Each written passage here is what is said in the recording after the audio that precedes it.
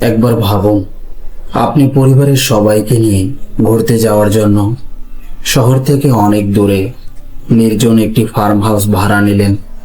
দিনের বেলায় সবাই মিলে আনন্দে সময় কাটালেন, কিন্তু সন্ধ্যা গড়িয়ে রাত নামতেই চারপাশের পরিবেশ যেন হঠাৎ বদলে গেল। অকারণে এক ভয় আপনাকে ঘিরে ধরল। মনে হতে লাগলো এখানে শুধু আপনারা নন, আর কেউ যেন অদৃশ্যভাবে আশেপাশে রয়েছে। রাতের এক সময় আপনি একা বাথরুমে গেলেন। মুখে পানি দিয়ে আয়নার দিকে তাকাতেই মনে হলো ঠিক আপনার পেছনে কেউ দাঁড়িয়ে আছে। ভয়ে দ্রুত মাথা তুলে আয়নায় তাকালেন। এক মুহূর্তের জন্য দেখলেন আপনার পেছনে যেন একটি কালো ছায়া, কিন্তু আপনি ঘুরে তাকাতেই সেটি মুহূর্তের মধ্যে অদৃশ্য হয়ে গেল। এমন পরিস্থিতিতে আপনার কি অবস্থা হতো? নিশ্চয়ই ভয়ে শরীর কেঁপে উঠত। আজ আমি এমনই কয়েকটি ভয়ঙ্কর ঘটনার কথা শোনাবো, যেগুলো বাস্তবে মানুষের জীবনে ঘটেছে এবং তারা নিজেরাই আমাদের সঙ্গে ভাগ করে নিয়েছেন। এখানে কিছু কারণে স্থানের নাম পরিবর্তন করে দেওয়া হয়েছে। চলুন এবার ঘটনার দিকে যাই। এর মধ্যে প্রথম ঘটনা ফাহাদ ভাইয়ের কাছ থেকে সংগ্রহ করা হয়েছে। তিনি যেভাবে বলেছেন আমি সেভাবে বলার চেষ্টা করছি। আমার নাম ফাহাদ, আমি চট্টগ্রাম অঞ্চলের বাসিন্দা। আজ যে ঘটনাটি আপনাদের শোনাতে যাচ্ছি সেটা আমার নিজের নয়, এটি আমার প্রয়াত দাদার জীবনের একটি বাস্তব অভিজ্ঞতা। আমার দাদার নাম ছিল আব্দুল গফুর। তিনি পেশায় একজন ট্রাক চালক ছিলেন। জীবনের প্রায় 30 বছর তিনি দীর্ঘ রুটের বিভিন্ন ট্রাক চালিয়েছেন। দাদা ছিলেন অত্যন্ত সাহসী মানুষ। ছোটখাটো কোনো ঘটনায় তিনি কখনো ভয় পেতেন না। তার জীবনে অনেক দুর্ঘটনা, ডাকাতের মুখোমুখি হওয়া, নির্জন রাস্তা আর ভয়ঙ্কর পাহাড়ি পথ পার হওয়ার অভিজ্ঞতা ছিল। এমন অনেক রাস্তা তিনি অতিক্রম করেছেন যেখানে দিনের আলোতেও মানুষের বুক কেঁপে উঠতে পারে। তবে দাদা সবসময় একটি কথা বলতেন। তিনি বলতেন, বাবা, রাস্তায় সবচেয়ে ভয়ঙ্কর জিনিস সবসময় ডাকাত নয়। কিছু কিছু রাস্তা এমন আছে যেখানে মানুষ কখনোই সত্যিকারে একা থাকে না, কিন্তু তার আশেপাশে কে আছে তা সে চোখে দেখতে পারে না। ছোটবেলায় আমরা তার এই কথাগুলো শুনে হেসে উড়িয়ে দিতাম। মনে করতাম দাদা হয়তো পুরোনো দিনের কুসংস্কারের ঘটনা বলছেন। কিন্তু বড় হওয়ার পর এক রাতে তিনি আমাকে এমন একটি ঘটনা শোনালেন যার পর থেকে জীবনের শেষ দিন পর্যন্ত তিনি একটি নির্দিষ্ট রাস্তায় কখনো রাতের বেলা একা ট্রাক চালিয়ে যাননি। আজ আমি সেই ঘটনায় আপনাদের দাদার মুখের ভাষায় শোনাবো। তবে আগে থেকে বলে রাখি, যারা সহজেই ভয় পেয়ে যান তারা গভীর রাতে একা বসে এই ঘটনাটি না শোনাই ভালো। আর যারা সবকিছু মজা মনে করেন তাদের কাছে অনুরোধ, এটিকে হাস্যরসের গল্প ভাববেন না। আমার দাদা ছিলেন সৎ, সম্মানিত ও অত্যন্ত গম্ভীর স্বভাবের মানুষ। তিনি জীবনে কখনো মিথ্যা ঘটনা বানিয়ে বলতেন না। এরপর দাদা নিজের ভাষায় বলতে শুরু করলেন, আমার নাম আব্দুল গফুর। ঘটনাটি অনেক বছর আগে, কিন্তু আজও শীতের কোনো নির্জন রাতে যখন দূর পর্যন্ত ট্রাকের হেডলাইটের আলো ছড়িয়ে থাকতে দেখি, তখন সেই রাতের কথা স্পষ্ট মনে পড়ে যায়। সেই সময় আমি একটি বেসরকারি প্রতিষ্ঠানের ট্রাক চালাতাম। ট্রাকে বিভিন্ন ধরনের মালামাল পরিবহন করতাম। বেশিরভাগ যাত্রা ছিল চট্টগ্রামের দুর্গম ও প্রত্যন্ত এলাকায়। এমন অনেক রাস্তা ছিল যেখানে কিলোমিটারের পর কিলোমিটার কোনো জনবসতি, দোকান, পেট্রোল পাম্প, এমনকি একজন মানুষও দেখা যেত না। সেটা আজকের মতো সময় ছিল না। তখন সবার হাতে মোবাইল ফোন ছিল না। রাস্তায়ও এত যানবাহন চলাচল করতো না। অনেক এলাকা ছিল যেখানে একবার ঢুকে পড়লে মনে হতো যেন পুরো পৃথিবী থেকে বিচ্ছিন্ন হয়ে গেছি। সেই সময় এমন অনেক রাস্তা ছিল যেখানে সন্ধ্যা নামার পর অভিজ্ঞ ট্রাক চালকেরাও আর এগোতে চাইতেন না, কারণ একটাই, চারপাশে নির্জনতা, পাহাড়ি পথ, গভীর অন্ধকার আর অজানা এক ভয়। সেদিন রাতেও আমার ট্রাকে কোম্পানির অত্যন্ত মূল্যবান মালামাল বোঝাই ছিল। সবকিছু একটি সিল করা কন্টেইনারে রাখা ছিল, যার ওপর কোম্পানির বিশেষ নিরাপত্তা সিল লাগানো ছিল। আমাকে কঠোরভাবে নির্দেশ দেওয়া হয়েছিল, যেভাবেই হোক ভোরের আগেই মালামাল নির্ধারিত গন্তব্যে পৌঁছে দিতে হবে। দেরি হলে শুধু কোম্পানিরই সমস্যা হতো না, যাদের কাছে মাল পৌঁছানোর কথা ছিল তারাও। খুব কঠোর স্বভাবের মানুষ। যাত্রা শুরু করার সময় আমার মনে হয়েছিল, রাস্তা যতই দীর্ঘ হোক, আমি তো বহু বছরের অভিজ্ঞ ট্রাক চালক। রাতের অন্ধকারে গাড়ি চালানো আমার কাছে নতুন কিছু নয়। কিন্তু মানুষ একরকম ভাবে, আর ভাগ্য তাকে অন্য কিছু দেখিয়ে দেয়। রাত তখন প্রায় 11টা। পাহাড়ি রাস্তায় ওঠার আগে শেষ যে ছোট হোটেল পড়ে, সেখানে গাড়ি থামালাম। এরপর অনেক কিলোমিটার পর্যন্ত আর কোনো জনবসতি ছিল না। হোটেলের সামনে আগে থেকেই দুটি ট্রাক দাঁড়িয়েছিল, একটি তেলের ট্যাঙ্কার আর একটি পুরনো 10 চাকার ট্রাক। চুলায় চা ফুটছিল, জ্বালানি কাঠের ধোঁয়ার গন্ধ চারদিকে ছড়িয়েছিল। শীত এতটাই তীব্র ছিল যে নিঃশ্বাস ফেললেই ধোঁয়ার মতো দেখা যাচ্ছিল। আমি ট্রাকটি পাশে রেখে নিচে নামলাম, হাত মুখ ধুয়ে 1 কাপ চায়ের অর্ডার দিলাম। হোটেলের মালিক আমার দিকে গভীরভাবে তাকিয়ে জিজ্ঞেস করলেন, ওস্তাদ সামনে যাচ্ছেন? আমি বললাম, হ্যাঁ, ভোরের আগে মাল পৌঁছে দিতে হবে, দেরি করার সুযোগ নেই। তিনি কিছুক্ষণ চুপ করে রইলেন, তারপর চায়ের কাপটা আমার সামনে রেখে ধীরে বললেন, রাতের বেলায় সামনের পথ কখনো সত্যিকারের ফাঁকা থাকে না। অনেক সময় মানুষ ভাবে সে একাই যাচ্ছে, কিন্তু আসলে সে একা থাকে না। আমি হালকা হেসে ফেললাম। মনে হলো হয়তো আমাকে ভয় দেখিয়ে আজ রাতটা এখানে থাকতে বাধ্য করতে চাইছেন। আমি বললাম, ভাই, এত বছর ধরে ট্রাক চালাচ্ছি, ডাকাত দেখেছি, ভাঙাচোরা রাস্তা দেখেছি, পাহাড়ি পথও পার হয়েছি, এখন আর এত সহজে ভয় পাই না। তিনি একটু কাছে এসে নিচু স্বরে বললেন, ডাকাতের কথা বলছেন? ওরাও আছে, সামনে একটা নির্দিষ্ট বাঁক আছে, সেখানে রাতের বেলা ট্রাক থামানোর জন্য নানা ফাঁদ পাতে, কখনো রাস্তার ওপর বড় পাথর ফেলে, কখনো অন্য কিছু রেখে দেয়, আবার কখনো আহত মানুষের অভিনয় করে। চালক নিচে নামতেই চারদিক থেকে লোকজন এসে ঘিরে ফেলে। সেখানে অনেক ট্রাক লোড হয়েছে। এই কথা শুনে আমার মুখের হাসি মিলিয়ে গেল।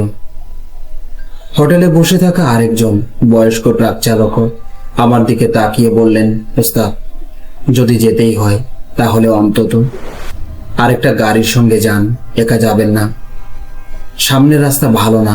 আমি বাইরে দাঁড়িয়ে থাকা নিজের ট্রাকের দিকে তাকালাম। ভেতরে কোম্পানির মূল্যবান মালামাল, সেই দায়িত্ব পুরোপুরি আমার কাঁধে। যদি সারা রাত এখানে অপেক্ষা করতাম, তাহলে সময় মতো গন্তব্যে পৌঁছানো সম্ভব হতো না। আরেকজন ট্রাক চালকের জীবনে অনেক সময় ভয়ের চেয়ে দায়িত্ব বড় হয়ে দাঁড়ায়। আমি চা শেষ করলাম, একটি সিগারেট ধরিয়ে নিজেকে সাহস দিলাম। মনে মনে ঠিক করলাম, খুব সতর্ক হয়ে গাড়ি চালাবো। পথে কোনো সন্দেহজনক কিছু দেখলেও থামবো না। কিন্তু সত্যি বলতে কি, মানুষ যতই নিজেকে শক্ত ভাবুক, গভীর রাতে জনমানবহীন রাস্তায় যখন চারপাশে নীরবতা তাকে ঘিরে ধরে, তখন অজান্তেই বুকের ভেতর ভয়ের বাসা বাঁধতে শুরু করে। আমি হোটেলের মালিককে টাকা দিলাম। তিনি টাকা হাতে নিয়ে শেষবারের মতো বললেন, ওস্তাদ, একটা কথা মনে রাখবেন, যদি কেউ আপনাকে থামানোর চেষ্টা করে, সঙ্গে সঙ্গে ট্রাক থেকে নামবেন না, আগে ভালো করে চারপাশ দেখে নেবেন। তিনি কথাটা এমনভাবে বললেন যেন আগে থেকেই জানতেন সামনে আমার জন্য কি অপেক্ষা করছে। আমি তার দিকে একবার তাকালাম, কিছু বললাম না। চুপচাপ ট্রাকে উঠে ইঞ্জিন চালু করলাম। তারপর ধীরে ধীরে সেই অন্ধকার পাহাড়ি রাস্তার দিকে রওনা দিলাম। ধীরে ধীরে হোটেলের আলো পেছনে পড়ে রইল। কিছুক্ষণ পর্যন্ত রিয়ার ভিউ মিররে সে আলো দেখা যাচ্ছিল। তারপর সেটিও ছোট্ট একটি বিন্দুর মতো মিলিয়ে গেল অন্ধকারের মধ্যে। এখন আমার সামনে শুধু দীর্ঘ নির্জন রাস্তা, দুই পাশে কালো পাহাড় মাথা উঁচু করে দাঁড়িয়ে আছে। কোথাও কোথাও শুকনো গাছ আর তাদের বাঁকা ডালপালা রাতের অন্ধকারে অদ্ভুত সব ছায়ার সৃষ্টি করছিল। হাওয়া একটানা বইছিল, কিন্তু সেই বাতাসে যেন অস্বাভাবিক কিছু ছিল মনে হচ্ছিল। বাতাস শুধু বইছে না, যেন অদৃশ্য কারো ফিসফিসানি বয়ে নিয়ে আসছে। ট্রাকের কেবিনে শুধু ইঞ্জিনের গর্জন শোনা যাচ্ছিল, চাকার সঙ্গে রাস্তার ঘর্ষণের শব্দ, আর মাঝে মাঝে কন্টেনারের ভেতরে থাকা মালামাল সামান্য নড়ে ওঠার আওয়াজ। আমি রেডিও চালানোর চেষ্টা করলাম, কিন্তু কোনো পরিষ্কার স্টেশন ধরা পড়ল না। শুধু ভৌ ভৌ শব্দ আর মাঝে মধ্যে ভাঙা ভাঙা কিছু আওয়াজ এসে সঙ্গে সঙ্গে মিলিয়ে যাচ্ছিল। শেষ পর্যন্ত বিরক্ত হয়ে রেডিও বন্ধ করে দিলাম। চারপাশে তখন এমন নীরবতা নেমে এসেছিল, যেন পৃথিবীতে আর কোনো মানুষ নেই।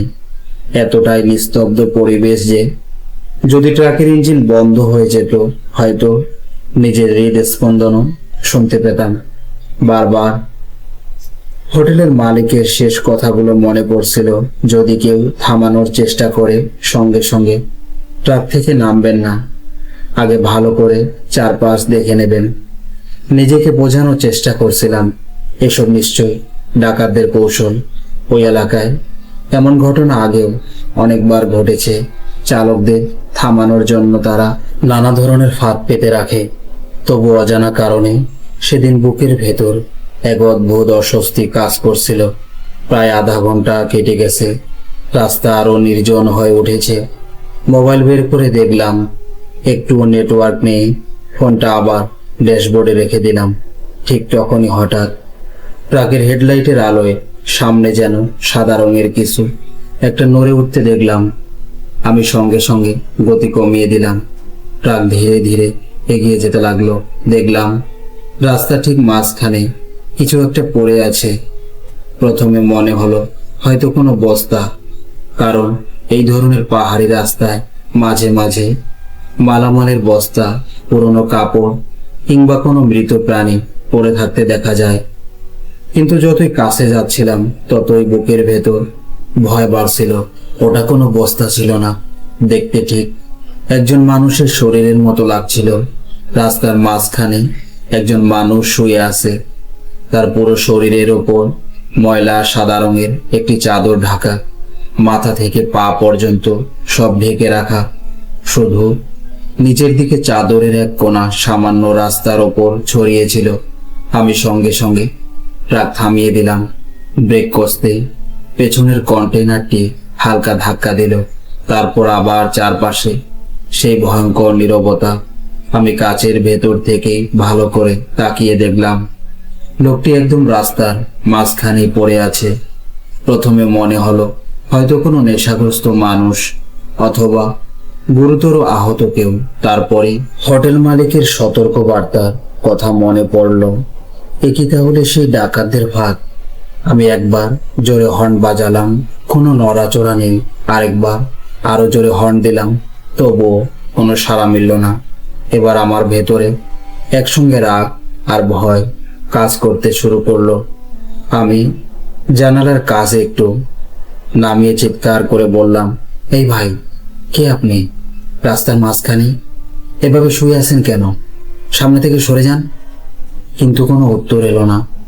হেডলাইটের আলোয় আরো ভালো করে তাকাতে আমার পুরো শরীর শিউরে উঠল।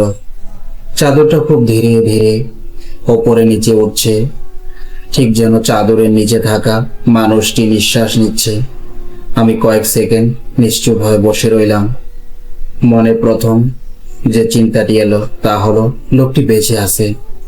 যদি সত্যি কোনো আহত মানুষ হয়, আর আমি সাহায্য না করে চলে যাই, তাহলে সেটা বড় অন্যায় হবে। কিন্তু ঠিক সেই মুহূর্তেই আমার কানে ভেসে উঠল হোটেল মালিকের সতর্ক কণ্ঠ, সঙ্গে সঙ্গে নিচে নামবেন না। আমি আবার ডাকলাম, শুনছেন, আপনি কে? তবুও কোনো উত্তর এলো না। আমি ধীরে ধীরে ট্রাকের দরজা খুললাম, কিন্তু নিচে নামার আগে কয়েক মুহূর্ত স্থির হয়ে বসে রইলাম। মনে হচ্ছিল পরের সিদ্ধান্তটাই হয়তো আমার জীবনের সবচেয়ে বড় ভুল, অথবা সবচেয়ে সঠিক সিদ্ধান্ত হতে চলেছে। ট্রাকের দরজা খুলতেই বাইরে ঠান্ডা বাতাস কেবিনের ভেতরে ঢুকে পড়ল। মুহূর্তের মধ্যেই যেন ভেতরের সব উষ্ণতা মিলিয়ে গেল। কিন্তু ওটা সাধারণ শীতের বাতাস ছিল না। বাতাসে ছিল ভেজা মাটির গন্ধ আর এক ধরনের অস্বাভাবিক স্যাঁতস্যাঁতে অনুভূতি, যা অকারণেই বুকের ভেতর অস্বস্তি তৈরি করছিল। আমি টর্চ হাতে নিলাম। ধীরে ধীরে ট্রাক থেকে নেমে সেই চাদর ঢাকা লোকটির দিকে এগোতে শুরু করলাম। ট্রাকের হেডলাইটের আলো শুধু তার শরীর পর্যন্ত পৌঁছেছিল। এর বাইরে চারদিকে শুধু ঘন অন্ধকার। আমি আবার ডাকলাম, ভাই, যদি আহত হয়ে থাকেন তাহলে একটা কথা বলুন, আমি সাহায্য করব। কিন্তু নিজের কণ্ঠস্বরই আমার কাছে কেমন দুর্বল আর কাঁপা কাঁপা লাগছিল।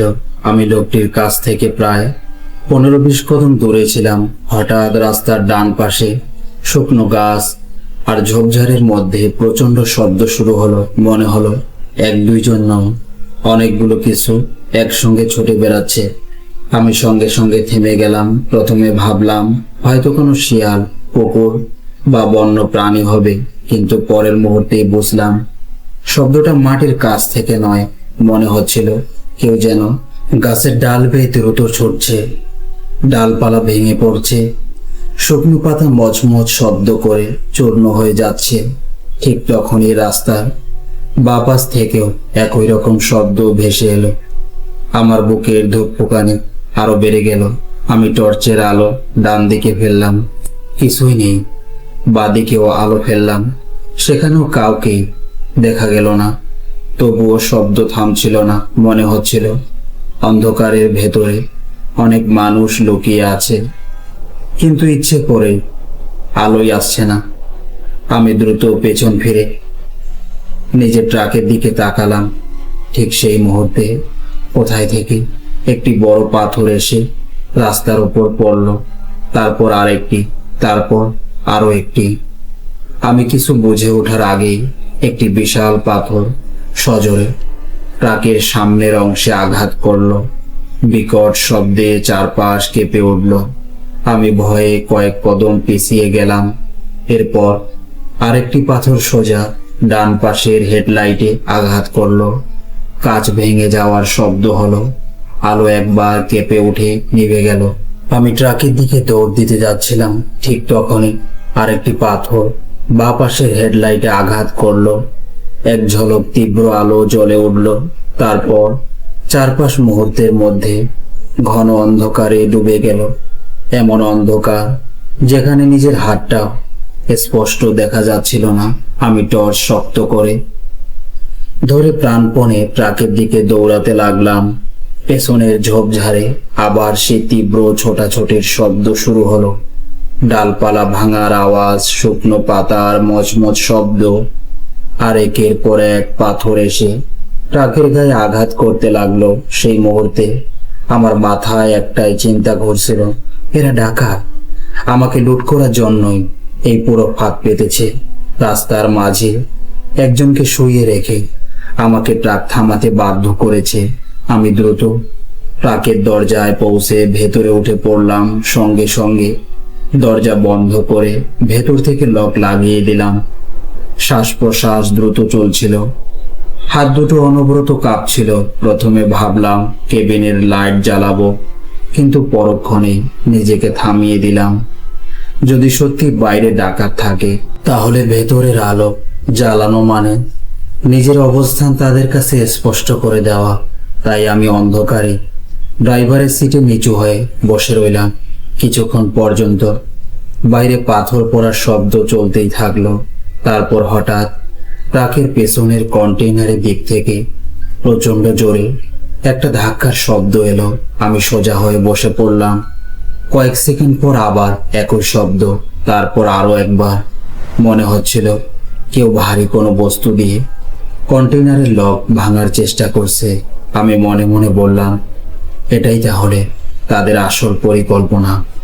এখন তারা কন্টেইনার খুলে মালামাল লুট করবে। আমার চোখের সামনে ভেসে উঠল কোম্পানি সেই মূল্যবান মাল আর কন্টেইনারের নিরাপত্তা সিল। যদি এগুলো লুট হয়ে যায় তাহলে পুরো দায়িত্ব আমার উপরই বর্তাবে।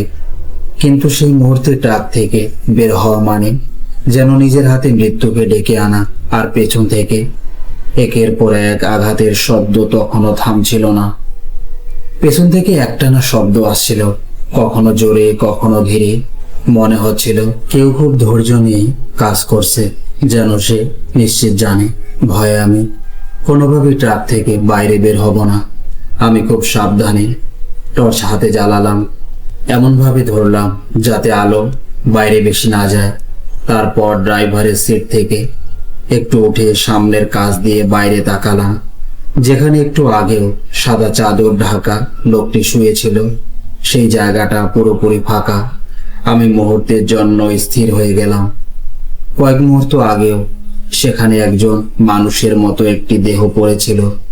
নিজের চোখে দেখেছি চাদরটি নিঃশ্বাসের সঙ্গে ধীরে ধীরে ওঠানামা করছিল, কিন্তু এখন সেখানে কিছুই নেই। না কোনো মানুষ, না কোনো সেই চাদর, না কোনো পায়ের চিহ্ন। শুধু ভাঙা হেডলাইটের কাজ, অন্ধকার রাস্তা আর চারপাশে ছড়িয়ে থাকা সেই ভয়ঙ্কর নীরবতা। ঠিক তখনই প্রথমবারের মতো আমার মনে হলো বিষয়টা হয়তো শুধু ডাকাতদের নয়। কারণ যদি তারা সত্যি ডাকাত হতো তাহলে এতক্ষণে সামনে এসে আক্রমণ করত। যদি তারা কন্টেইনার লুট করতে চাইতো তাহলে লক ভাঙার চেষ্টা চালিয়ে যেত। আর যদি সত্যি কোনো আহত মানুষ হতো তাহলে সে এভাবে কয়েক সেকেন্ডের মধ্যে অদৃশ্য হয়ে গেল কিভাবে? আমি এসব বিষয়ে ভাবছি এমন সময় ট্রাকের ছাদের ওপর থেকে খুব ধীরে ধীরে পায়ের শব্দ ভেসে এলো। মনে হচ্ছিল কেউ খালি পায়ে ট্রাকের ছাদের ওপর হেঁটে যাচ্ছে। আমি নিঃশ্বাস আটকে রাখলাম। শব্দটা ধীরে ধীরে এগিয়ে এসে ঠিক আমার মাথার উপর থেমে গেল। তারপর একটু ভারী নিঃশ্বাসের শব্দ। এমন অনুভূতি হচ্ছিল যেন কেউ ঠিক আমার মাথার উপর দাঁড়িয়ে শ্বাস নিচ্ছে, এতটাই কাছে। যদি ট্রাকের ছাদটা মাঝখানে না থাকতো তাহলে হয়তো সেই নিঃশ্বাস আমার মুখেই লাগতো। আমি আরো নিচু হয়ে সিটের সঙ্গে গা লাগিয়ে বসে পড়লাম। ঠিক তখনই বাইরে আবার কন্টেইনারে প্রচন্ড জোরে আঘাত শুরু হলো। এবার আঘাত এতটাই শক্ত ছিল যে পুরো ট্রাক কেঁপে উঠল। আমি চোখ বন্ধ করে মনে মনে দোয়া পড়তে শুরু করলাম। সেই গভীর অন্ধকারে প্রথমবার সত্যি অনুভব করলাম আমি এই নির্জন রাস্তায় একা নই। আমার ট্রাকের চারপাশে কিছু একটা আছে। সেটা হয়তো মানুষ, আবার হয়তো মানুষও নয়। আমি ড্রাইভারের সিটে ঝুঁকে বসে রইলাম। ভাঙা হেডলাইটের কারণে রাস্তা, পাহাড়, গাছ সবকিছু একই কালো অন্ধকারে হারিয়ে গেছে। শুধু টর্চের ক্ষীণ আলোয় নিজের হাতটা যখন দেখছিলাম তখন সেটাও আমার কাছে কাঁপতে থাকা কোনো অপরিচিত মানুষের হাত বলে মনে হচ্ছিল। কিছুক্ষণ পর্যন্ত পেছন থেকে সেই শব্দ চলতেই থাকলো। তারপর হঠাৎ সবকিছু একবারে থেমে গেল। চারদিকে এমন নীরবতা নেমে এলো যে নিজের কানের ভেতর রক্ত চলাচলের শব্দ পর্যন্ত শুনতে পাচ্ছিলাম। আমি নিঃশ্বাসও খুব আস্তে নিতে শুরু করলাম। ভয় হচ্ছিল যদি বাইরে সত্যি কেউ দাঁড়িয়ে থাকে তাহলে আমার নিঃশ্বাসের শব্দ হয়তো শুনে যাবে। নিজেকে বারবার বোঝাতে লাগলাম এগুলো ডাকাতদের কৌশল। রাস্তার মাঝে লোক শুয়ে রেখেছে, তারপর পাথর ছুঁড়ে হেডলাইট ভেঙেছে, এখন কন্টেইনার খোলার চেষ্টা করছে। কিন্তু বুকের ভেতর আর একটি প্রশ্ন বারবার ফিরে আসছিল, তাহলে সেই চাদর ঢাকা লোকটি গেল কোথায়? একজন মানুষ কয়েক সেকেন্ডের মধ্যে এভাবে অদৃশ্য হয়ে যেতে পারে না। আমি তার উঠে দাঁড়ানোর শব্দ শুনিনি, পায়ের আওয়াজও শুনিনি। দৌড়ে পালানোর কোনো শব্দ পাইনি, মনে হচ্ছিল যেন সে কোনো দিন সেখানে ছিলই না। আমি কতক্ষণ এভাবে বসেছিলাম বলতে পারবো না, 5 মিনিট নাকি 15 মিনিট। সময়ের হিসাব পুরোপুরি হারিয়ে ফেলেছিলাম। ঘড়ির দিকে তাকানোর সাহসও হচ্ছিল না। প্রতি কয়েক মুহূর্ত পর পর মনে হতো আবার কেউ ট্রাকের ছাদের ওপর দিয়ে হেঁটে যাচ্ছে, কিন্তু কান পেতে শুনলেই আবার সেই ভয়ঙ্কর নীরবতা। অবশেষে অনেকক্ষণ পর মনে হলো হয়তো যারা ছিল তারা চলে গেছে। আমি ধীরে ধীরে সাহস সঞ্চয় করলাম, কারণ আমার কাঁধে ছিল বড় একটি দায়িত্ব। কন্টেইনারে কোম্পানির মূল্যবান মালামাল রাখা ছিল। যদি লক ভেঙে যায়, নিরাপত্তা সিল নষ্ট হয় কিংবা কোনো মাল চুরি হয়ে যায়, তাহলে সকালে সেই ঘটনার জবাব আমাকে দিতেই হতো। কারণ মানুষ শেষ পর্যন্ত ফলাফলই দেখে। রাতের অন্ধকারে আপনার সঙ্গে ঠিক কি ঘটেছিল সেই গল্প খুব কম মানুষই বিশ্বাস করতে চায়। শেষ পর্যন্ত মানুষ শুধু একটাই জিনিস দেখে, মালামাল ঠিকঠাক গন্তব্যে পৌঁছেছে কিনা। আমি ধীরে ধীরে সিটের নিচে রাখা লোহার রডটি বের করলাম। এক হাতে রড, অন্য হাতে মোবাইলের টর্চ। দরজার হাতলে হাত রেখে কয়েক মুহূর্ত স্থির হয়ে রইলাম। বুক বলছিল দরজা খুলবে না, কিন্তু মাথা বলছিল একবার দেখে আসতেই হবে। অবশেষে খুব ধীরে দরজার লক খুললাম। ছোট্ট একটি শব্দ, কিন্তু সেই মুহূর্তে আমার কাছে সেটাও যেন বিস্ফোরণের মতো মনে হলো। আমি দরজার সামনে ফাঁক করে প্রথমে কান পেতে শুনলাম। কোনো শব্দ নেই, না কারো পায়ের আওয়াজ, না কোনো ঝোপঝাড়ের নড়াচড়া, না পাথর পড়ার শব্দ, না কোনো নিঃশ্বাস। শুধু বরফ শীতল বাতাস ধীরে ধীরে কেবিনের ভেতরে ঢুকছিল। আমি নিচে নামলাম। পায়ের নিচে ছোট ছোট পাথর চিরবির করে উঠতে আমি থেমে গেলাম। নিজের পায়ের শব্দ তখন আমার কাছে শত্রুর মতো লাগছিল। আমি টর্চের আলো মাটির কাছাকাছি রাখলাম, ইচ্ছে করে দূরে ফেললাম না। ভয় হচ্ছিল যদি কেউ কোথাও লুকিয়ে থাকে, তাহলে আলো দেখে হঠাৎ আক্রমণ করতে পারে। আমি খুব সতর্কভাবে ট্রাকের পেছনের দিকে এগোতে লাগলাম। পথে ভাঙা হেডলাইটের কাজ ছড়িয়ে ছিটিয়ে পড়েছিল, আর কয়েকটি বড় বড় পাথরও পড়েছিল। সেগুলো দেখে অন্তত নিশ্চিত হলাম আমি যা দেখেছি তা কল্পনা ছিল না। সত্যি পাথর ছোড়া হয়েছিল, সত্যি হেডলাইট ভেঙে গিয়েছিল। ধীরে ধীরে কন্টেইনারের পেছনে পৌঁছালাম। বুকের ধূপকানি তখনও থামেনি। আমি টর্চের আলো কন্টেইনারের দিকে লকের উপর ফেললাম। লকটি একদম অক্ষত। কয়েক সেকেন্ড তাকিয়ে থেকে এগিয়ে গিয়ে হাত দিয়ে ছুঁয়ে দেখলাম লক ঠিক মতো লাগানো আছে। কোম্পানির নিরাপত্তা ছিল ঠিক আগের জায়গাতেই রয়েছে। সিলের নম্বর পর্যন্ত একই ছিল, যেটা মাল বোঝাই করার সময় নথিভুক্ত করা হয়েছিল। কোথাও কোনো কাটা দাগ নেই, কোনো ভাঙচুর নেই, একটুও ক্ষতির চিহ্ন নেই। আমি কন্টেইনারের দরজাতেও আলো ফেললাম, সেখানেও তেমন কোনো ক্ষতি চোখে পড়ল না। আমার পা যেন মাটিতে আটকে গেল, কারণ কিছুক্ষণ আগেই তো মনে হচ্ছিল কেউ প্রবল শক্তি দিয়ে বারবার কন্টেইনারের লকে আঘাত করছে।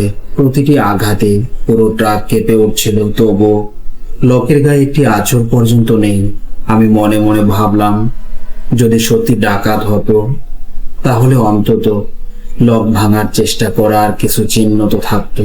তাহলে কি এমন জিনিস ছিল যা এত বিকট শব্দ করতে পারলো, অথচ কোনো চিহ্নই রেখে গেল না? আমার গলা শুকিয়ে কাঠ হয়ে গেল। আমি দ্রুত চারদিকে টর্চের আলো ঘুরিয়ে দেখলাম।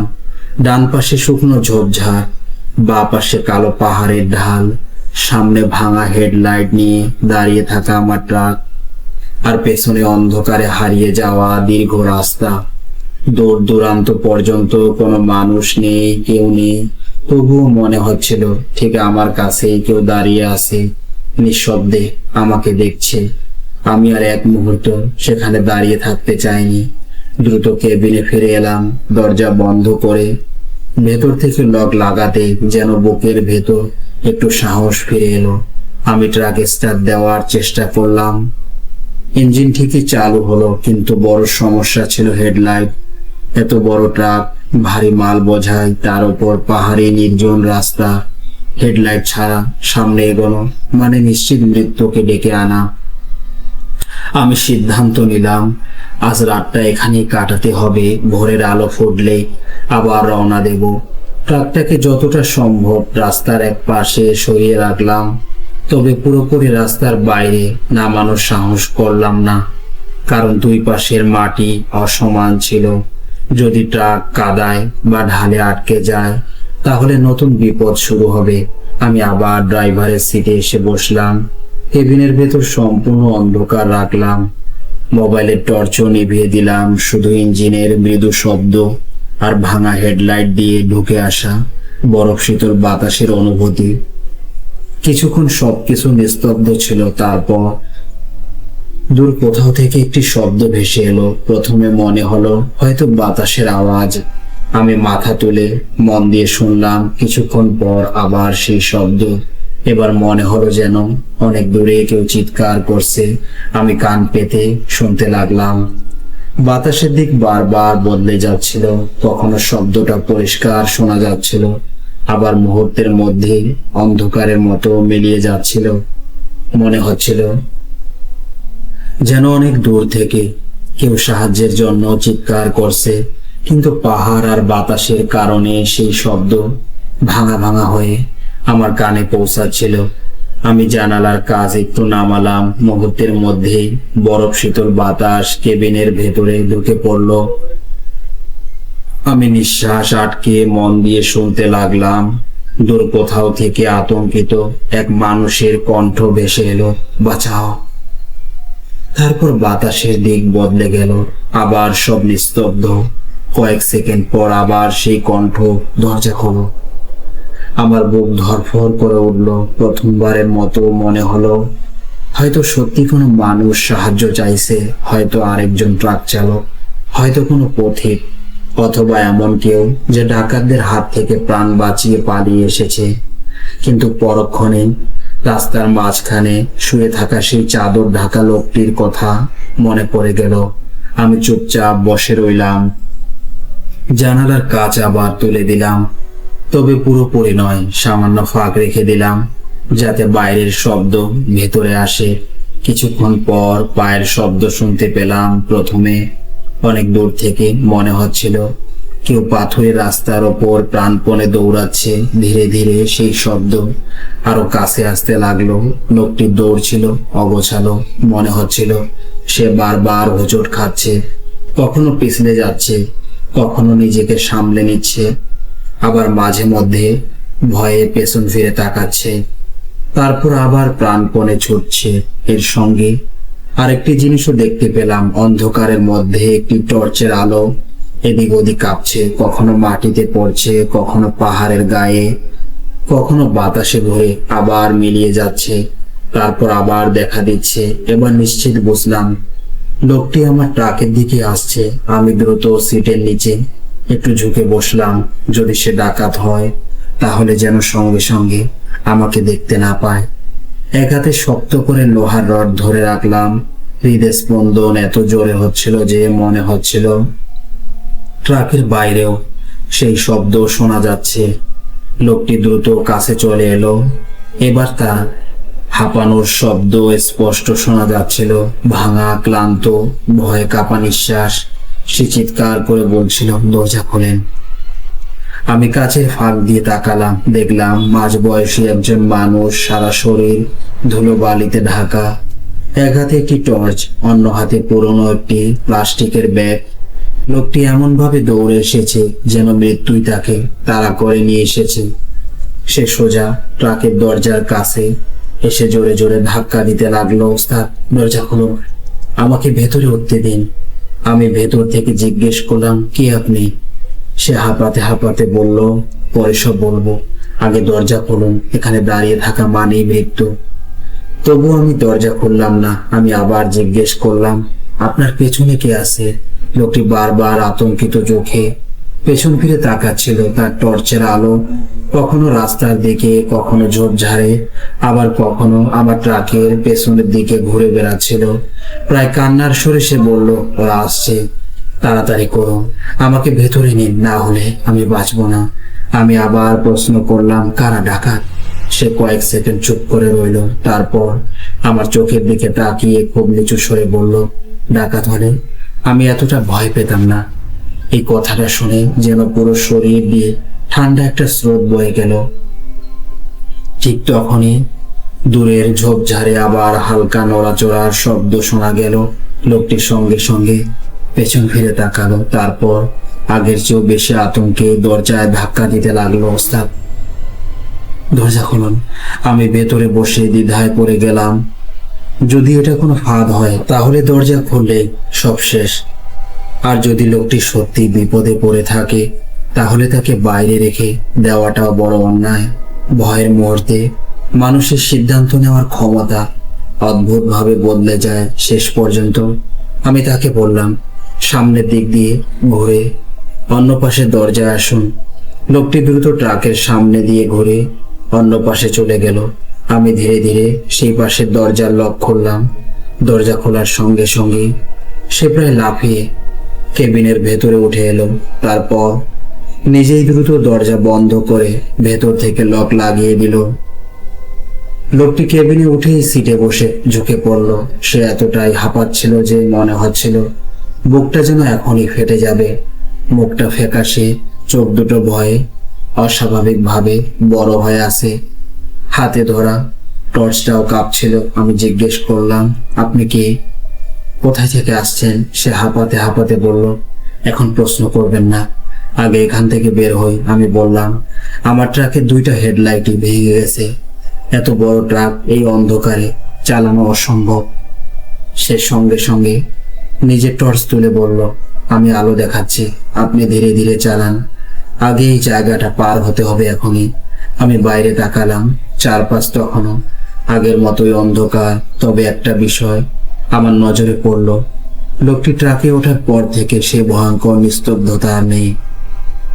দূরে দূরে আবার ঝোপঝাড় নড়াচড়ার শব্দ শোনা যাচ্ছে। মনে হচ্ছিল যেন কেউ বুঝে গেছে লোকটা এখন আমার ট্রাকের ভেতরে। আমি বললাম, এই অন্ধকারে ট্রাক যদি খাদে পড়ে যায় তাহলে আমরা দুজনেই শেষ। সে আমার দিকে ঝুঁকে খুব নিচু স্বরে বলল, আর যদি এখানে দাঁড়িয়ে থাকি তাহলে সকাল পর্যন্ত বাঁচবো না। তার কণ্ঠে এমন আতঙ্ক ছিল যে আমি আর কোনো তর্ক করলাম না। আমি গিয়ার দিলাম। ট্রাক খুব ধীরে সামনে এগোতে শুরু করলো। লোকটি পাশের জানালার কাঁচ অর্ধেক নামিয়ে টর্চের আলো রাস্তার দিকে ফেলছিল। তার টর্চ খুব শক্তিশালী ছিল না, তবে অন্তত সামনের অল্প কিছুটা রাস্তা দেখা যাচ্ছিল। আমি নিজের টর্চটা তার হাতে দিয়ে দিলাম। দুটি টর্চ মিলিয়েও আলো খুব বেশি হচ্ছিল না। আমি খুব সতর্কভাবে ট্রাক চালাতে লাগলাম। হঠাৎ বাইরের পরিবেশ আবার বদলে গেল। প্রথমে একটি তীক্ষ্ণ চিৎকার, তারপর আরেকটি, তারপর মনে হলো যেন পুরো পাহাড়ি এলাকা হঠাৎ জেগে উঠেছে। ডান পাশের ঝোপঝাড়ে দ্রুত ছোটাছুটির শব্দ, বা পাশের পাহাড় থেকে পাথর গড়িয়ে পড়ার আওয়াজ। পেছন থেকে যেন কিছু একটা ট্রাকে ধাক্কা মারছে। আবার পাথর এসে আঘাত করতে লাগলো, কখনো কন্টেইনারে, কখনো ট্রাকের গায়ে, কখনো সাইড মিররে। আমি দাঁত চেপে শক্ত করে স্টিয়ারিং ধরে রাখলাম। লোকটি টর্চের আলো দেখাচ্ছিল, কিন্তু তার হাত এতটাই কাঁপছিল যে আলো কখনো রাস্তার ওপর, কখনো বাতাসে, কখনো পাথরের গায়ে পড়ছিল। কয়েকবার তো মনে হলো ট্রাক বুঝি রাস্তা ছেড়ে নিচে নেমে যাবে। আমি ভয় আর রাগে চিৎকার করে বললাম, আলোটা ঠিক করে ধরুন। সে কাঁপা গলায় উত্তর দিল, চেষ্টা করছি। ওরা কাছে চলে আসছে। আমি জিজ্ঞেস করলাম, কারা? সে কোনো উত্তর দিল না, শুধু টর্চটা আরো শক্ত করে ধরে রাখলো। এভাবেই আমরা হয়তো 10 থেকে 15 মিনিট খুব ধীরে ধীরে এগিয়ে গেলাম। হেডলাইট ছাড়া ওই পাহাড়ি রাস্তায় এর চেয়ে দ্রুত গাড়ি চালানো অসম্ভব ছিল। ধীরে ধীরে পাথর পড়ার শব্দ কমে গেল, চিৎকারগুলো দূরে সরে যেতে লাগলো। ঝোপঝাড়ের অস্বাভাবিক নড়াচড়াও পেছনে পড়ে রইল। শেষ পর্যন্ত ট্রাকের ভেতরে শুধু তিনটি শব্দ রয়ে গেল, ইঞ্জিনের গর্জন, আমার দ্রুত নিঃশ্বাস, আর সে অচেনা লোকটির ক্লান্ত ভাঙা শ্বাস। আমি একটু সাহস সঞ্চয় করে আবার জিজ্ঞেস করলাম, এবার বলুন আপনি কে? সে কিছুক্ষণ চুপ করে রইল, তারপর ধীরে বলল, আমার নাম জেনে কি করবেন উস্তাদ? শুধু এতটুকু মনে রাখবেন, আজ রাতে আপনি একটা প্রাণ বাঁচিয়েছেন। আমি আবার বললাম, তাহলে অন্তত এতটুকু বলুন, আমাদের পেছনে কি ছিল? ওরা কি ডাকাত? লোকটি মৃদু হেসে উঠল, কিন্তু সেই হাসিতে আনন্দের কোনো ছাপ ছিল না। সেখানে ছিল শুধু ক্লান্তি, ভয়, আর এমন কিছু যা সে ইচ্ছে করে লুকিয়ে রাখছিল। সে নিচু স্বরে বলল, ডাকাত মানুষকে শুধু লুট করে, কিন্তু ওরা মানুষকে রাস্তা থেকে তুলে নিয়ে যায়। তার কথাটা শুনে আমি ধীরে ধীরে তার দিকে তাকালাম। টর্চের ম্লান আলোয় তার মুখটা অদ্ভুত লাগছিল। এক মুহূর্তে একবারে সাধারণ একজন মানুষ, পরের মুহূর্তেই মনে হচ্ছিল ভীষণ ক্লান্ত, আর কখনো কখনো এমনও লাগছিল যেন তার চোখের ভেতরে কোনো গভীরতা নেই, শুধু শূন্যতা। আমি আবার জিজ্ঞেস করলাম, আপনি গভীর রাতে এমন নির্জন জায়গায় একা হেঁটে কি করছিলেন? সে কিছুক্ষণ চুপ করে থেকে বলল, যেমন আপনার এখানে আসা বাধ্যবাধকতা ছিল, তেমনি আমারও ছিল। এরপর আমি আর কিছু জিজ্ঞেস করলাম না, কারণ তখন আমার পুরো মনোযোগ ছিল বিপজ্জনক পাহাড়ি রাস্তায় ট্রাকটাকে নিরাপদে চালিয়ে নিয়ে যাওয়ার দিকে। পাহাড়ি রাস্তা ক্রমেই আরো বিপজ্জনক হয়ে উঠছিল। কখনো রাস্তা পিচ্ছিল, কখনো হঠাৎ তীক্ষ্ণ বাঁক, আবার কখনো টর্চের আলো এতটাই কম পড়ছিল যে রাস্তার দিকে আন্দাজি করাই যাচ্ছিল না। স্টিয়ারিং ঘোরাতে হচ্ছিল। কিছুক্ষণ পর শীত আরো বেড়ে গেল। পাহাড়ি এলাকায় রাতের শেষ প্রহরের ঠান্ডা যেন হাড়ের ভেতর পর্যন্ত ঢুকে যায়। ট্রাকের কাজ ভাঙেনি, তবু পাশের ফাঁক দিয়ে বরফ শীতল বাতাস কেবিনে ঢুকছিল।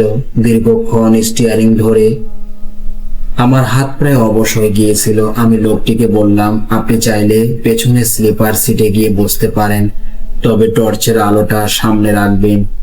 সে নিঃশব্দে মাথা নাড়ল। ধীরে ধীরে পাশের সিট থেকে উঠে আমার পেছনের স্লিপার সিটে গিয়ে বসলো। তবুও টর্চটা এমন ভাবে ধরে রাখলো যাতে আলো আমার কাঁধের ওপর দিয়ে সামনের রাস্তায় পড়ে। এখন সে ঠিক আমার পেছনে। আমি স্পষ্ট শুনতে পাচ্ছিলাম তার নিঃশ্বাস, ভারী, গভীর আর অস্বাভাবিক। মনে হচ্ছিল যেন অনেকক্ষণ প্রাণপণে দৌড়ানোর পরও সে স্বাভাবিকভাবে শ্বাস নিতে পারছে না। আমি রিয়ার ভিউ মিররে তাকানোর চেষ্টা করলাম, কিন্তু কেবিনের ভেতর এতটাই অন্ধকার ছিল যে কিছুই স্পষ্ট দেখা যাচ্ছিল না। শুধু টর্চের আলো কখনো রাস্তার ওপর, কখনো আমার হাতে, আবার কখনো ড্যাশবোর্ডে পড়ছিল। হঠাৎ পেছন থেকে প্লাস্টিকের ব্যাগের খসখস শব্দ পেলাম। আমি জিজ্ঞেস করলাম, কি করছেন?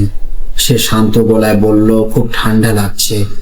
আমি আবার মিররের দিকে তাকালাম। দেখলাম সে ব্যাগের ভেতর হাত ঢুকিয়ে একটা চাদর বের করলো, ময়লা সাদা রঙের একটি চাদর। সেই দৃশ্য দেখেই আমার বুক কেঁপে উঠল।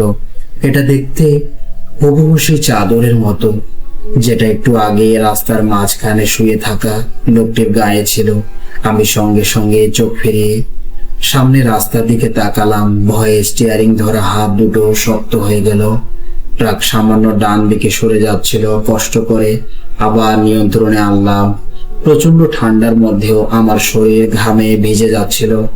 আমি নিজেকে বোঝানোর চেষ্টা করলাম, না, এমন চাদর তো অনেকেরই কাছেই থাকতে পারে, এটা নিশ্চয়ই সেই চাদর নয়। কিন্তু মন কিছুতেই তা মানতে চাইছিল না। আমি ধীরে ধীরে আবার রিয়ার ভিউ মিররের দিকে তাকালাম, আর তখনই আমার শরীরের রক্ত যেন জমে গেল। মিররের স্লিপার সিটটা পুরোপুরি খালি, কেউ নেই, শুধু টর্চের আলো দেখা যাচ্ছে।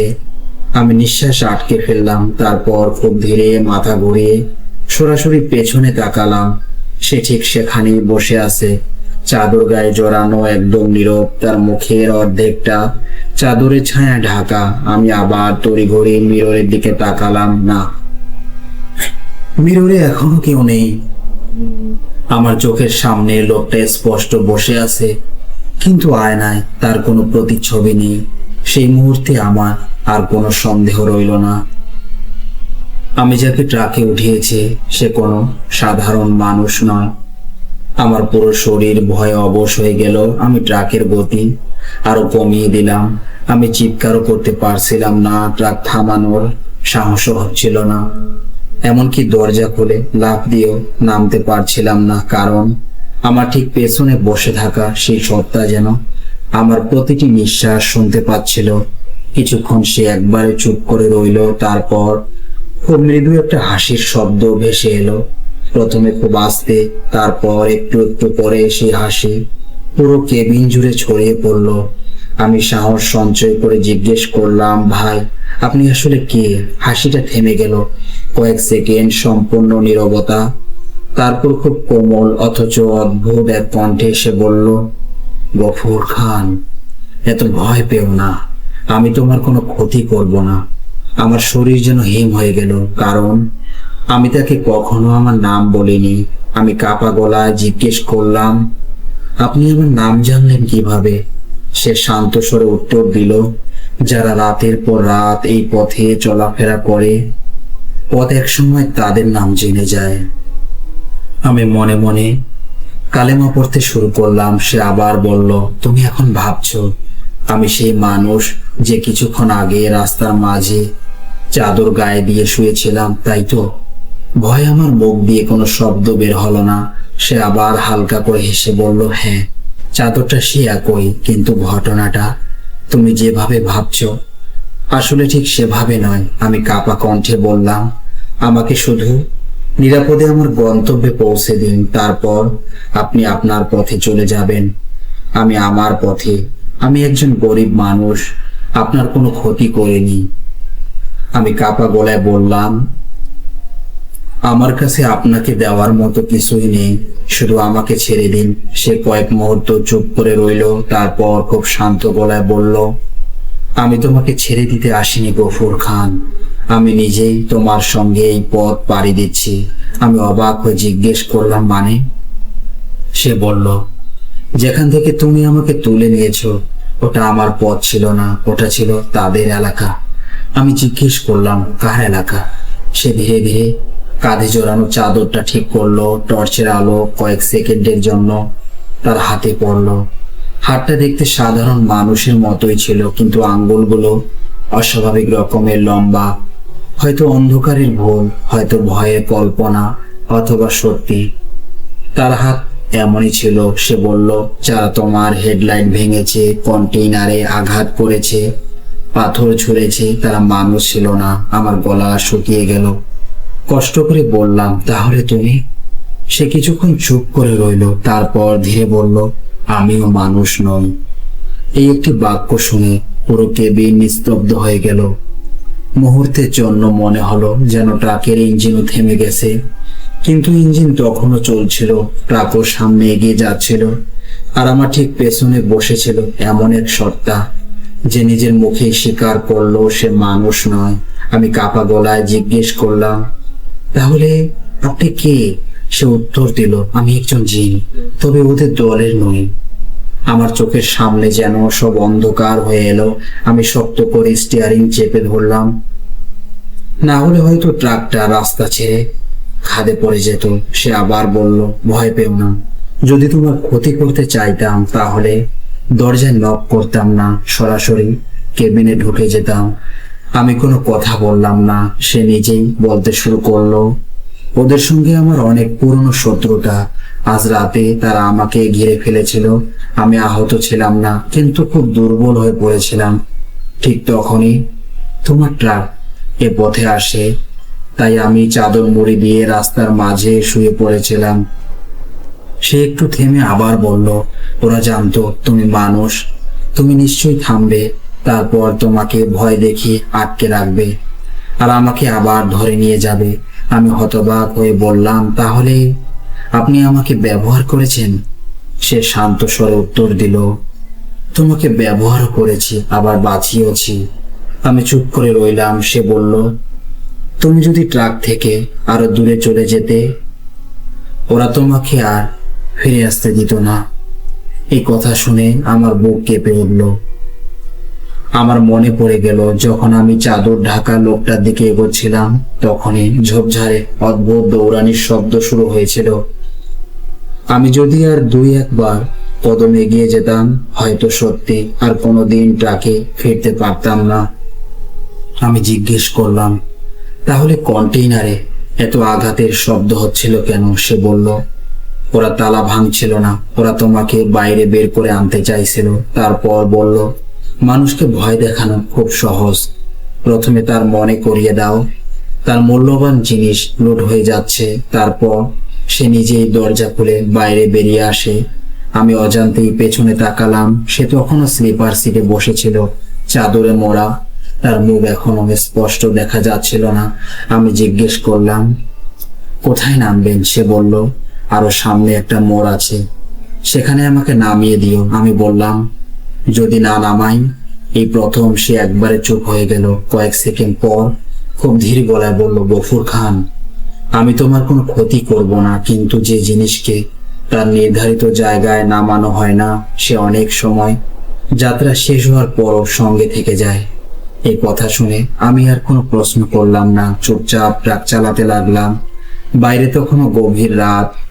হেডলাইট দুটো ভাঙা, টর্চের ক্ষীণ আলোয় কখনো রাস্তা দেখা যাচ্ছে, আবার কখনো পুরোপুরি অন্ধকারে হারিয়ে যাচ্ছে। পেছনে বসে থাকা সেই অদ্ভুত সত্তা কখনো ভারী শ্বাস নিচ্ছিল, আবার কখনো একবারে নিশ্চুপ হয়ে যাচ্ছিল। আর আমি শুধু মনে মনে দোয়া করছিলাম, কখন সে মোড়টা আসবে। সেই রাতে প্রথম আমি বুঝেছিলাম, কিছু কিছু পথিককে মানুষ নিজের ইচ্ছায় লিফট দেয় না, ভাগ্যই তাদের গাড়িতে তুলে দেয়। এখন আমার কাছে পরিষ্কার হয়ে গিয়েছিল, এটা ডাকাতদের কোনো ফাঁদ ছিল না, এটা ছিল আরো ভয়ঙ্কর কিছু, এমন কিছু যার সত্যিটা আমি জানতেও চাই না। কিছুক্ষণ পর সে বলল, সামনে একটা কাঁচা রাস্তা আসবে, সেখানে আমাকে নামিয়ে দিও।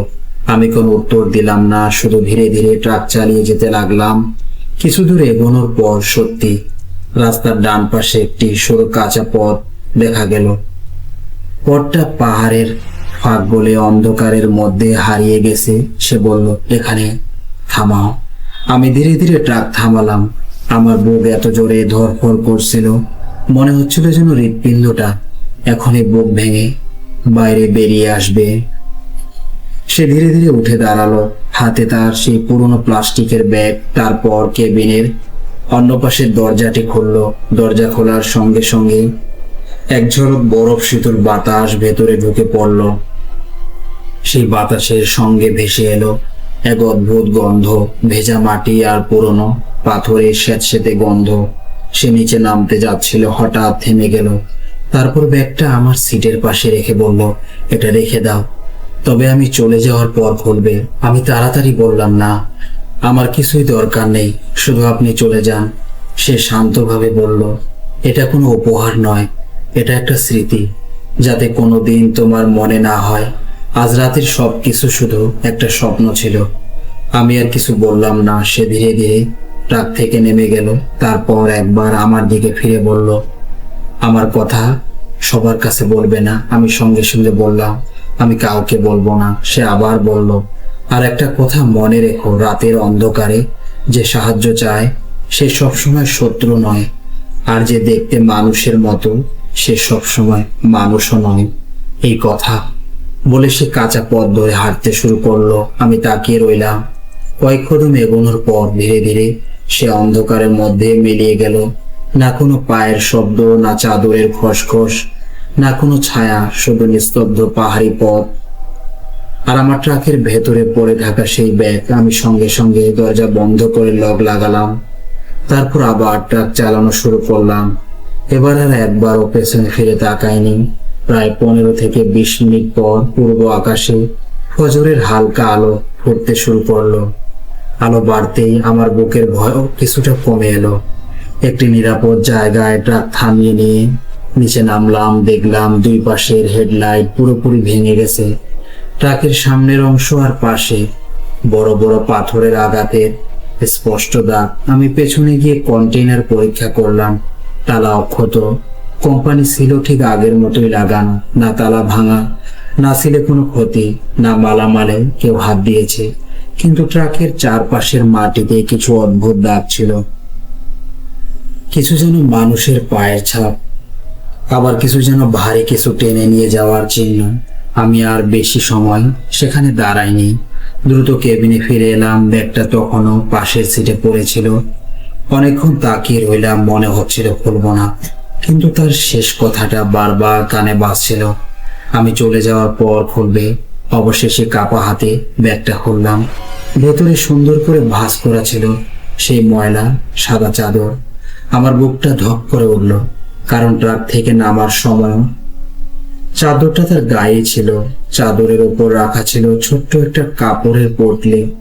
আমি ধীরে ধীরে সেটা খুললাম। ভেতরে ছিল একটি কালো পাথর, একটি খুব পুরনো মুদ্রা, আর একটি ছোট্ট কাগজ। কাগজে অচেনা ভাষায় কিছু লেখা ছিল, সব বুঝতে পারিনি, তবে একটি লাইন স্পষ্ট পড়তে পারলাম, পথে করা উপকার কখনো বৃথা যায় না। আমি সঙ্গে সঙ্গে কাগজটা আবার ভাঁজ করে রাখলাম। পুটলি বেঁধে ব্যাগটি সিটের নিচে রেখে দিলাম। এরপর কাছের জনবসতিপূর্ণ এলাকায় পৌঁছে একটি গ্যারেজে ট্রাক থামালাম। মেকানিক ভাঙা হেডলাইট দেখে জিজ্ঞেস করলো, ওস্তাদ, রাতে কোন দিক থেকে আসছেন? আমি ট্রাকের রুটের নাম বলতে সে কয়েক সেকেন্ড চুপ করে রইল, তারপর বলল, ওই রাস্তা দিয়ে তো পুরনো অভিজ্ঞ ড্রাইভাররাও রাতে যেতে চান না। আমি জিজ্ঞেস করলাম কেন? সে উত্তর দিল, অনেক ড্রাইভার ওই রাস্তায় অদ্ভুত আর রহস্যময় ঘটনার মুখোমুখি হয়েছে। তার কথা শুনে আমার শরীর আবার ঠান্ডা হয়ে গেল। আমি আর কোনো প্রশ্ন করলাম না। অস্থায়ীভাবে হেডলাইট ঠিক করে গন্তব্যের দিকে রওনা দিলাম। কোম্পানিতে পৌঁছে সিল পরীক্ষা করলো, সব ঠিক ছিল, মালামালও অক্ষত। কেউ জানতেই পারলো না সেই রাতে কি হয়েছিল। কিন্তু সেই রাতের পর আমি আর আগের মানুষ ছিলাম না। আমি সেই ব্যাগটি যত্ন করে রেখে দিয়েছিলাম, চাদর, পুটলি, পুরনো মুদ্রা আর সেই কাগজ, সবকিছু কাপড়ে মুড়ে একটি লোহার সিন্ধুকে তুলে রেখেছিলাম। দাদা বলতেন সেই ঘটনার পর তিনি আর কোনোদিন রাতে একা সেই রুটে ট্রাক চালাননি। পথের কোনো হোটেলের মালিক বা স্থানীয় কেউ যদি বলতো আজ রাতে সামনে যাবেন না, তাহলে তিনি সেখানেই থেমে যেতেন। বাল দেরিতে পৌঁছালেও, কোম্পানি রাগ করলেও তিনি আর ঝুঁকে নিতেন না। দাদার একটা কথা আমরা আজও ভুলিনি। তিনি বলতেন, কিছু কিছু রাস্তা শুধু সময় দেখে পাড়ি দেওয়া যায় না, ওগুলো পাড়ি দিতে অনুমতিরও প্রয়োজন হয়। দাদা মারা যাওয়ার পর আমরা যখন তার পুরনো সিন্ধুক খুলেছিলাম, সেই ছোট্ট পুটলিটা তখনও সেখানে ছিল। আমরা কেউ সেটা খোলার সাহস করিনি। দাদি শুধু বলেছিলেন, ওটা গায়েবী আমানত, যেমন আছে তেমনই থাকতে দাও। আজও সেই পুটলিটি আমাদের বাড়িতে সংরক্ষিত আছে। আমরা কাউকে দেখাই না, খুলিও না। আর আমাদের পরিবারের কেউ আজও সেই পাহাড়ি নির্জন রাস্তায় গভীর রাতে একা যাত্রা করে না, কারণ দাদার শেষ কথাটা আমরা কখনো ভুলিনি। পৃথিবীর সব পথ শুধু মানুষের জন্য নয়, কিছু পথ আছে যেখানে রাত নামার পর অন্য কারো অধিকার শুরু হয়। এই ছিল ঘটনা। তো লিসেনার্স, ঘটনাটা আপনাদের কেমন লাগলো অবশ্যই কমেন্টের মাধ্যমে জানাবেন। আরেকটি বিশেষ কথা, ঘটনার স্থান পরিবর্তন করে দেওয়া হয়েছে। সবাই ভালো থাকবেন, সুস্থ থাকবেন, আর আল্লাহ তাআলা ইবাদত করবেন। আল্লাহ হাফেজ।